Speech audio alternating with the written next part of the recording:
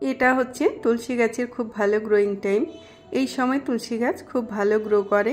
আপনি যদি আপনার তুলসী গাছকে ঘন করতে চান তাহলে এটাই হচ্ছে উপযুক্ত সময় আপনার তুলসী গাছকে ঘন করার। নমস্কার বন্ধুরা, আপনারা দেখছেন মিসিস্টার্স চ্যানেল। তো বন্ধুরা, তুলসী গাছের কেয়ার টিপসের সাথে সাথে আজ আমি এই ভিডিওতে আপনাদের সাথে শেয়ার করব তুলসী গাছকে ঘন করার খুব সহজ পদ্ধতি আর কিছু ন্যাচারাল ফার্টিলাইজার যেগুলো আপনি খুব সহজেই আপনার বাড়িতে পেয়ে যাবেন, যেগুলো তুলসী গাছের গ্রোথে খুব সাহায্য করবে। আর কিছুদিনের মধ্যেই আপনার তুলসী গাছ সবুজ আর ঘন হয়ে যাবে। তাহলে চলুন বন্ধুরা, ভিডিওটা শুরু করি।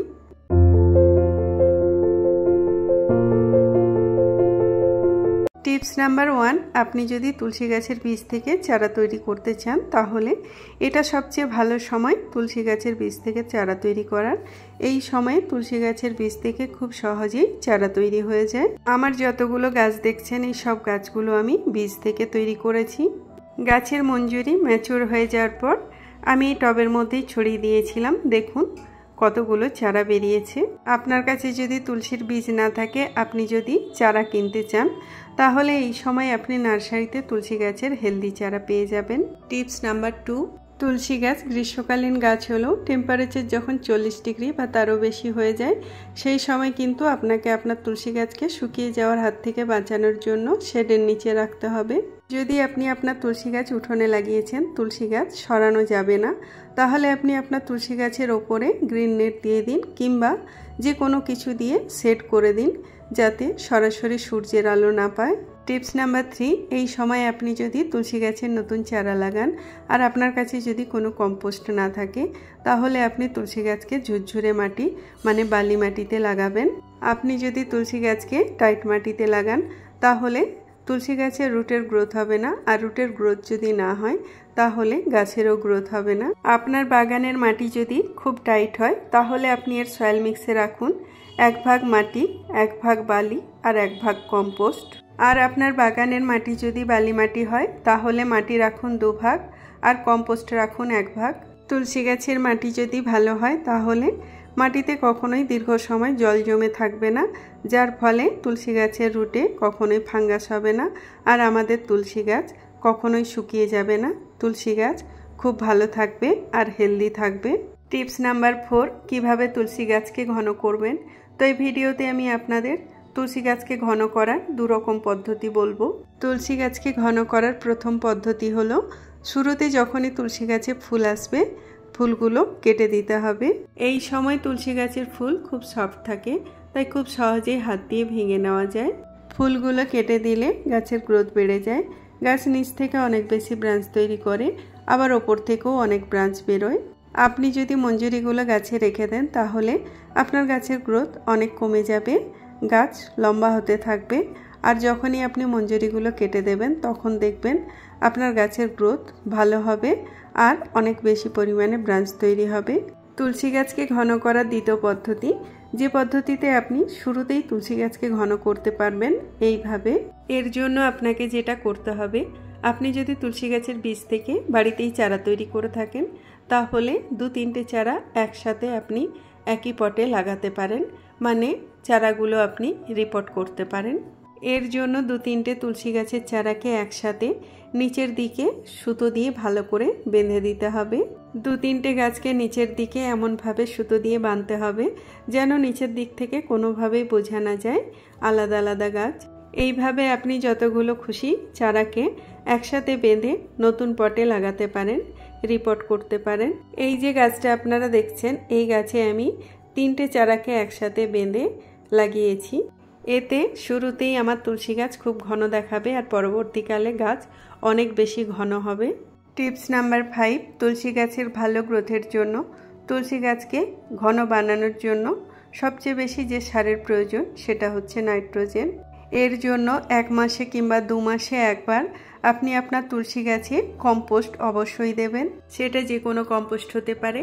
আপনার কাছে যদি লিপ কম্পোস্ট থাকে আপনি সেটা দিতে পারেন, ভার্মি কম্পোস্ট থাকলে সেটা দিতে পারেন, আবার আপনার কাছে যদি গোবর সার থাকে আপনি সেটাও দিতে পারেন।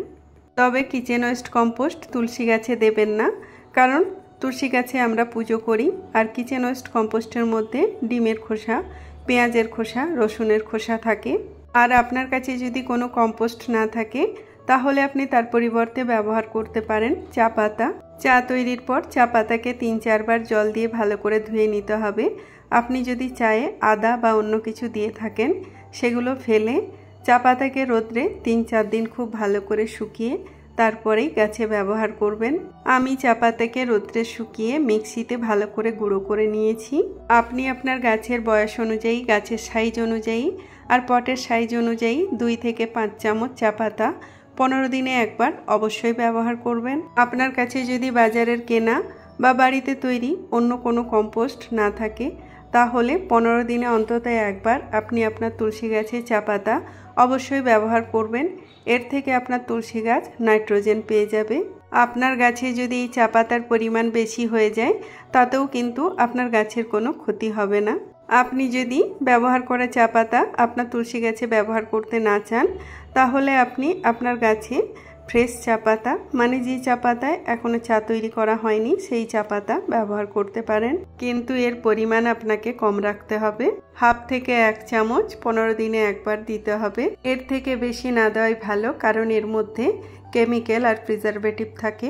সেই জন্য এর পরিমাণ বেশি হলে গাছের ক্ষতি হতে পারে। চা পাতার পরিবর্তে আপনি এই গাছে কফি পাউডার ব্যবহার করতে পারেন। কফি পাউডার খুব ভালো ন্যাচারাল সোর্স নাইট্রোজেনের। কফি পাউডারের ব্যবহারে গাছের গ্রোথ খুব ভালো হবে। গাছের পাতা থাকবে গাঢ় সবুজ। একটা 10 ইঞ্চির পটে 1 চামচের একটু কম কফি পাউডার আপনি 15 দিনে একবার আপনার গাছে ব্যবহার করতে পারেন।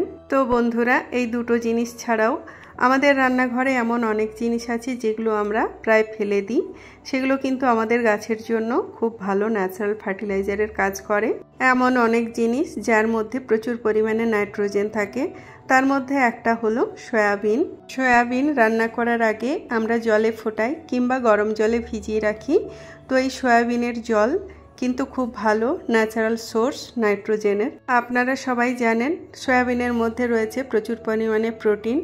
যে কোনো জিনিস যেগুলো খুব ভালো প্রোটিনের সোর্স, তার থেকে আমরা আমাদের গাছের জন্য খুব ভালো নাইট্রোজেন পেয়ে যাই। এর মধ্যে সামান্য জল মিশিয়ে এটা আপনি আপনার তুলসী গাছে 10 থেকে 12 দিনে একবার দিতে পারেন। আপনি যদি সয়াবিন ফোটানোর সময় বা ভেজানোর সময় নুন ব্যবহার করেন তাহলে সেই জল গাছে কখনোই ব্যবহার করবেন না। তো বন্ধুরা, এবার থেকে এই জল ফেলে না দিয়ে আপনি আপনার বাগানের যে কোনো গাছেই ব্যবহার করতে পারেন। এতে আপনার গাছের গ্রোথ খুব ভালো হবে। এবার আমি আপনাদের সাথে যেটা শেয়ার করছি এটা আপনাকে আপনার তুলসী গাছে 1.5 থেকে 2 মাসে একবার অবশ্যই দিতে হবে। এর থেকে আমাদের তুলসী গাছ ক্যালসিয়াম পেয়ে যাবে। এটা হলো চক। এই চককে গুঁড়ো করে একটা 10 ইঞ্চির পটে 1.5 থেকে 2 মাসে একবার 1 চামচ দিলেই যথেষ্ট। ক্যালসিয়ামের জন্য তুলসী গাছের রুটের গ্রোথ খুব ভালো হবে। আর রুটের গ্রোথ যদি ভালো হয় তাহলে গাছের গ্রোথও খুব ভালো হবে। তো বন্ধুরা, এই ভিডিওতে আমি আপনাদের যেসব সারের কথা বললাম সেই সারগুলো যদি আপনারা শুরু থেকেই আপনাদের তুলসী গাছে ব্যবহার করেন তাহলে আপনাদের তুলসী গাছের গ্রোথ খুব ভালো হবে আর আপনাদের তুলসী গাছ খুব ঘন হবে। ভিডিওটা যদি ভালো লাগে তাহলে ভিডিওতে একটা লাইক অবশ্যই করবেন। ভিডিওটা আপনার পরিচিত সবার সাথে শেয়ার করবেন। আর যেসব বন্ধুরা এখনও আমাদের চ্যানেলটা সাবস্ক্রাইব করেননি তারা আমাদের চ্যানেলটা সাবস্ক্রাইব করে আমাদের পাশে থাকবেন।